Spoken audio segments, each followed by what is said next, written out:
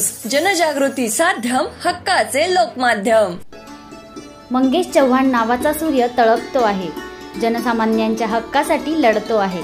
विनम्र व चारित्र्य संपन्न, जनसामान्यांच्या मनावर अधिराज्य गाजवणारा वारकरी पुत्र आमदार मंगेशदादा चव्हाण यांना वाढदिवसाच्या कोटी कोटी शुभेच्छा। शुभेच्छुक राजेश पाटील, राजेश वानखेडे, अमर जैन, विजय चौधरी, ॲडव्होकेट धनंजय ठोके, अमित पाटील, परेश कोल्हे, प्रशांत देशपांडे, खलील पठाण, अमित पाटील व मित्र परिवार। गांधी तीर्थ, निसर्गाच्या सानिध्यात महात्मा गांधींच्या जीवनावरील जगातील पहिले मल्टीमीडिया म्युझियम। आजच भेट द्या गांधी तीर्थ, जैन हिल्स, जळगाव। अधिक माहितीसाठी www.gandhifoundation.net वर विजिट करा। माननीय मोदीजी या ठिकाणी येत आहेत।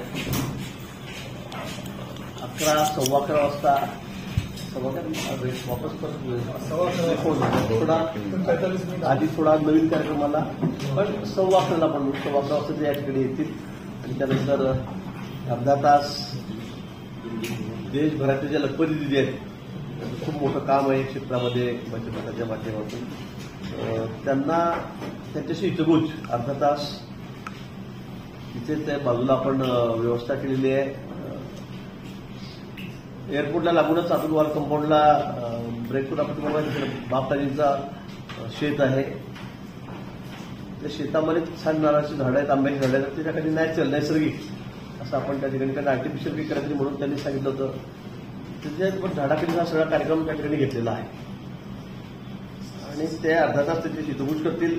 महाराष्ट्रातल्या काही 30-35 आमच्या भगिनी आहेत आणि बाहेरच्या काहीतरी 65-70 आहेत, अशा 100-105 भगिनी येतात, स्वतः अर्धा तास बोलतील, त्यांचे अनुभव, त्यांच्या अडचणी या सगळ्या समजून घेतील, त्यांच्या काय कल्पना आहेत, संकल्पना आहेत ते मोदीजी त्यांना सांगतील। कारण या देशातल्या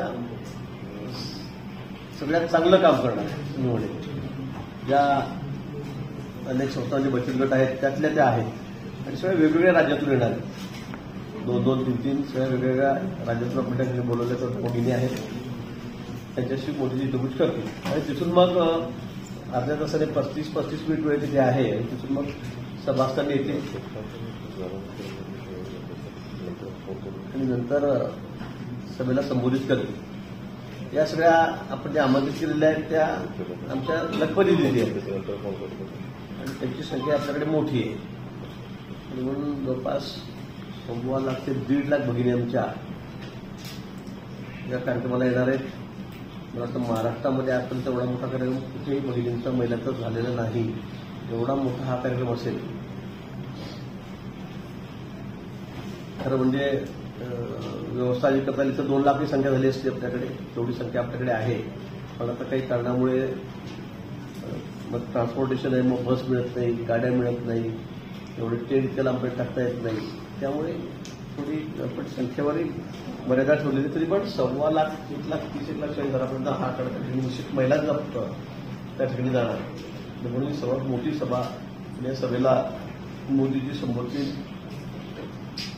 बचत गट जे आहेत त्यांचं जे काम चाललेलं आहे त्या बाबतीमध्ये मार्गदर्शन करतील, इंट्रोडक्शन सुद्धा करतील, म्हणजे एकमेकांशी संबोधन करतील, बोलतील, पण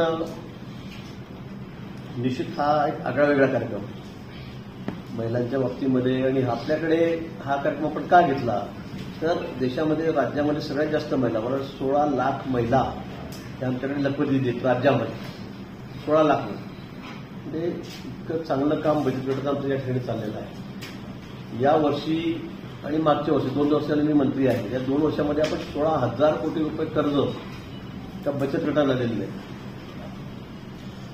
16,000 कोटी रुपये कर्ज, म्हणजे हा आकडा दरवर्षी आम्ही वाढवत चाललेलो आहोत आणि बँका ज्याला अतिशय उत्सुक आहेत, कारण याच्यामध्ये एनपीए कुठे नाही, आमच्या भगिनी घेतलेलं कर्ज बुडवत कोणी नाही, त्याच्यामध्ये वसुली जी आहे ती जवळपास 100% आहे। सगळे बचत गट अतिशय प्रामाणिकपणे पैसे परत करतायत, आपली कामं करतायत, त्यातून पुन्हा जास्त पूर्ण कर्ज मागतायत, बँकेत त्यांना आपली घरी जाऊन त्या ठिकाणी देत आहेत म्हणून मला असं वाटतं की महिलांचं सक्षमीकरण झालं पाहिजे, स्वतःच्या पायावर उभं राहायला पाहिजेत, त्यांना कोणाच्या पुढे हात पसरायची गरज पडता कामा नये. म्हणून पंतप्रधानांचं या बाबतीमध्ये जे मत आहे ते आपल्या सर्वांना कल्पना आहे. सुरुवातीपासून म्हणजे महिलांच्या बाबतीमध्ये अगदी पहिल्यांदा 10 वर्षापूर्वी पंतप्रधान पदावर बसल्यानंतर पहिल्यांदा त्यांनी काय केलं असेल तर त्यांनी सगळ्या महिलांना गॅस द्या, या धुरातून या चुरातून जास्त मधून त्याची मुक्तता करा. हा पहिला निर्णय महिलांसाठी त्यांनी त्या ठिकाणी घेतला. शौचालय पाहिजे, महिला आमच्या रस्त्यावर बसता कामा नाही, कुठे हागंदारी होता कामा नाही. महिलांसाठी यासाठी काय करतात, प्रत्येकाला घर, प्रत्येकाला घरी नळ, पाणी, कुठे महिला अड्डा घेऊन फिरतायत, बादल्या घेऊन फिरतायत, ते होता कामा नाही. आणि मग प्रत्येक गावाला आता पाणी योजना सुरू आहे. घरापर्यंत नळ देतो आपण, टाकीपर्यंत नाही येतं, घरापर्यंत आपण नळ घेऊन देतोय. धान्य आता मोफत मिळायला लागलेलं आहे, कोरोनापासून आपण बघतात. महिलांना अर्ध तिकीट बसमध्ये, आता बसमध्ये आपण कुठे बघा आता 80% महिला प्रवास करतायत आपण बघा. आणि बस जी कधी तोट्यात चाललेली होती, काय करावं बसचं समजत नव्हतं, खाजगीकरण करावं काय करावं, आता ती बस नफ्यामध्ये आलेली, एकदम नफ्यात आलेली बस. आता याचं कारण हे की आमच्या भगिनीचा प्रवास करायला लागलेला आहे. आता आमचे घरचे माणसं सगळे म्हणतो की जाऊ दे पाहिजे, तू लग्नाला तूच जा, मोठीत तूच जा, हडपड तूच जा, साखरपुड्याला तूच जा, बाजार करायला तूच जा. आता 100 रुपये भाड्यात इकडे तिकडून 50-50 रुपये तरी 50 रुपयाच होते ना, अर्ध्या तिकिटाचंच काम होत आहे. आणि आता तर बसने तूच प्रवास कर, 1500 रुपये तुझ्याकडे सुद्धा हॅरिको मधून टाक. म्हणजे आता सगळंच महिलांसाठीच, म्हणजे महिलांच्या बाबतीमध्ये एक वेगळं मत पंतप्रधान मोदींच्या ठिकाणी आहे, निश्चित आहे. म्हणजे महिला या सक्षम झाल्या पाहिजेत, स्वबळावर त्या स्वतःच्या पायावर त्या उभ्या राहिल्या पाहिजेत, स्वतः त्यांनी कमवत्या झाल्या पाहिजेत, असं मत पंतप्रधानांचं आहे. म्हणून महिलांसाठी खूप मोठ्या योजना. आता मुलींसाठी आमच्या मोफत शिक्षणाची योजना, म्हणजे 12वी नंतर तिला डॉक्टर व्हायचं आहे, वकील व्हायचं आहे, इंजिनियर व्हायचं आहे, चार्टर्ड, तिला लागणारा खर्च जो आहे, मुलगी हुशार आहे, मेरिटमध्ये, पण आता शहरातून एवढा खर्च करू शकत नाही. आणि म्हणून मग तिला लागणारा सगळा खर्च हे सरकार या ठिकाणी करणार आहे. आणि म्हणून महिलांकडे बघण्याचा दृष्टिकोन सरकारचा, मोदींचा हा खूप वेगळा आहे. आणि आपण त्याचे परिणामही आपण आता बघतोय काय काय आता कुठल्या पद्धतीने आमच्या महिला भगिनी किती पुढे चाललेल्या आहेत. बचत गटाच्या माध्यमातून तर अगदी गावाखेड्यात कोपऱ्यामध्ये तयार होणारा माल आता हा जिल्ह्यात त्याचं विक्री होत चाललेली आहे, राज्यामध्ये चाललेला आहे, राज्याच्या बाहेर देशात चाललेला आहे. आणि अनेक आमचे बचत गट असे आहेत की ते आपला माल आता देशाबाहेर पाठवत आहेत, देशाच्या बाहेर ते चाललेलं आहे. आणि म्हणून मला असं वाटतं की महिलांसाठी एक तसं धोरण सरकारने या ठिकाणी स्वीकारलेलं आहे आणि ज्याचे परिणाम आपल्याला आता बघायला मिळत आहे. आणि म्हणून ही सभा अतिशय महत्वाची आहे. 16 लाख लखपती आपल्या सगळ्यात जास्त असल्यामुळे मोदी सांगितले की हा पहिला कार्यक्रम माझा आपण महाराष्ट्रामध्ये घेऊ, आणि हा पहिला कार्यक्रमाचा मान आपल्याला या ठिकाणी मिळालेला आहे. आणि म्हणून जवळपास 1.25 लाख महिला या ठिकाणी या कार्यक्रमाला त्या ठिकाणी राहतील.